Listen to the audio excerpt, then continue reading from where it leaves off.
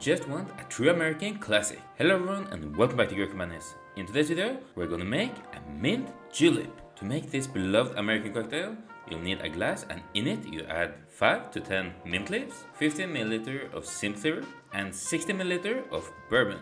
And of course we're using a bourbon from Kentucky. Pick up something to muddle with and muddle everything together. I used a cocktail muddler, but you can really just use anything. Just remember to be gentle, so it don't break the mint leaves. Put it to the side, and in a separate chilled whiskey glass, add ice up to the very top, and double strain the cocktail over it. In my opinion, this is a very good riff on an old-fashioned, even though this cocktail may even be older than the old-fashioned. There's just something about adding a sweetener and a little flavor profile to bourbon, and it just makes sense. Garnish with a mint leaf, and there you go, an easy to make American classic.